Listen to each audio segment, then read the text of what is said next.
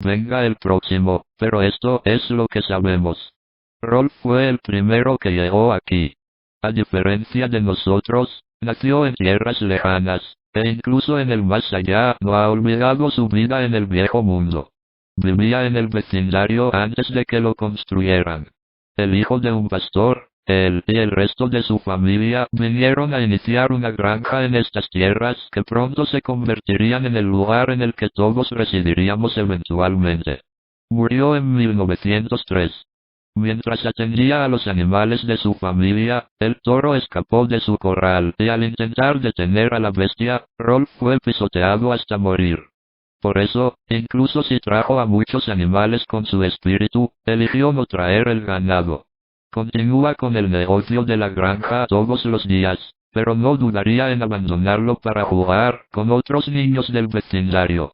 Johnny fue siempre un niño solitario. De hecho, Rolf se volvió su primer amigo humano cuando vino al vecindario tras morir.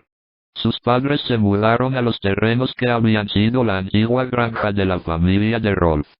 Sin ningún niño cerca y sin trabajo de campo para ocupar su tiempo como lo hacía Rolf, Johnny comenzó a imaginar muchas cosas. Así nació Tablón, y juntos viajaron por la campiña escalando árboles y metiéndose en problemas. Lamentablemente, esto no duró mucho, pues unos años después Johnny se enfermó. En 1922 murió tras una larga batalla con la tuberculosis. Vio a su amigo Tablón junto a él mientras daba el último aliento. Incluso ahora en la otra vida y sin una campiña en la cual jugar, Johnny aún pasa mucho tiempo jugando en los patios traseros y las calles. El siguiente en venir fue Eddie. Eddie nació en Nueva York, pero se mudó al vecindario en 1932, justo cuando la Gran Depresión estaba en su punto más alto. El vecindario era diferente, pero ya comenzaba a tomar forma cuando las familias comenzaron a mudarse y dividieron las tierras que pertenecieron a la familia de Rolf alguna vez. Siempre un embaucador, Eddie era capaz de hacer cualquier cosa para traer confort a su familia, incluso si le costaba la amistad de otros. Eddie murió en 1939, tras que uno de sus planes para llevar a cabo una estafa falló. Se ahogó tratando de cruzar el río local, mientras huía de un grupo de niños enojados a los cuales intentó engañar.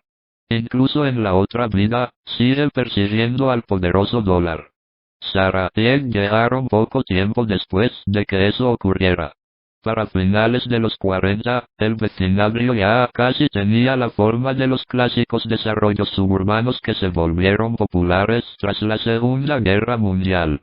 Como hermanos creciendo en el caos de la Segunda Guerra, tenían muchas formas de escapar de sus vidas como hijos de un soldado muerto y una madre trabajadora. Sarah se volvió enojona y controladora porque trataba de asegurarse de que todos a su alrededor supieran que estaba a cargo, todo al intentar copiar el modus vivendi de su madre trabajadora. Ed, por otra parte, era todo lo contrario. Simplemente se apagó enteramente, de hecho, se aisló de todo mundo y todas las cosas enteramente, convirtiéndose en lo que parecía ser un completo idiota. Ed eligió involucrarse en las películas de monstruos y cómics que aparecieron tras la guerra. No tardó mucho para que en 1953, Ed y Sarah murieran en un choque de automóvil mientras su madre los llevaba a ver a sus abuelos. Nat llegó un tiempo después de Sarah y Ed. Nat era una hija de las flores, nacida de una pareja de hippies que llegaron al vecindario a finales de los 60. Era una niña naturalmente hermosa que siempre sabía cómo obtener lo que quería de niños y hombres. Vivió rápidamente, y disfrutaba coquetear y jugar por el placer de hacerlo. Murió de una forma más horrible que cualquier otro niño del vecindario.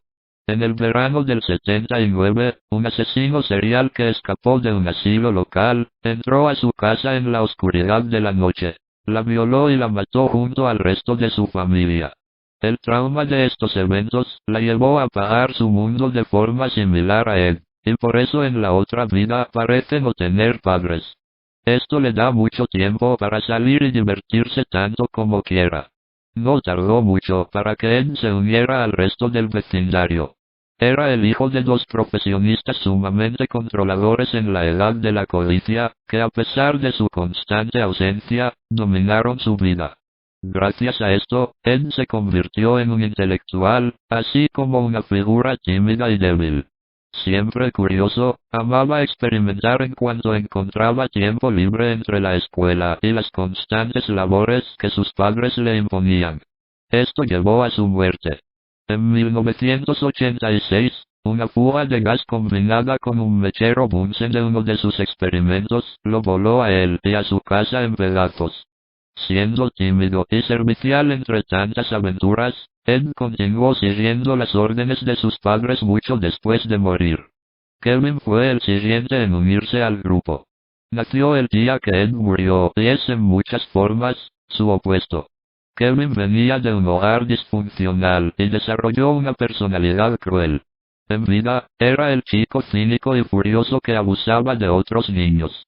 Su abusivo padre nunca le prestó atención en la vida, y acabó de hecho, con ella. En una furia ebria, su padre lo molió a golpes tras que Kevin intentó confrontarlo. Murió en su camino al hospital en el invierno de 1999. Su padre pasó el resto de la vida en prisión. En el más allá, Kevin cambió todo al grado opuesto, con un padre distante que lo llenaría de regalos, aunque continuó siendo un bully tras morir. Jimmy fue el último en llegar. Murió en el 2000, no mucho después de mudarse a la casa en que el padre de Kevin vivía. Tenía leucemia desde que apenas aprendió a caminar. Así, siempre fue enfermizo y jamás logró acercarse a otros niños, gracias a sus padres sobreprotectores. Vivió sus días en un pequeño cuarto, completamente aislado al mundo exterior. Por un tiempo vivió agonizando, pero finalmente sucumbió ante su eterna enfermedad. Las hermanas crueles son diferentes del resto de los habitantes. Nunca existieron en la Tierra. De hecho, son hijas de demonios no muy distintas a las súcubos de la mitología humana. Parecen poseer habilidades imposibles, como la capacidad de aparecer instantáneamente en cualquier lugar. Fueron enviadas del infierno para atormentar a las almas torturadas del vecindario. Sorprendentemente, sienten atracción hacia los Eds por razones desconocidas, aunque se especula que al ser los más débiles del vecindario, los ven como blancos fáciles. A pesar de eso, todos las odian y les temen. Aquí es donde termina la historia. Esta historia también explica la falta de adultos. No hay adultos porque todos estos niños murieron y sus almas o fantasmas se quedaron en el vecindario y es por eso que siempre están solos. Se ve también que el vecindario estaba maldito. Aunque no hace mucho salió una película llamada Todos contra los Eds. En esta película aparece por primera vez el hermano mayor de Eddie, y el hermano mayor parece ser un adulto. Podría decirse que es el primer adulto que apareció en la serie. Bueno, gracias por perder su tiempo conmigo, seguro que después que ver esto ustedes ya no verán Ed y Eddie como lo hacían antes, pero bueno, en algún momento tenían que saber la verdad.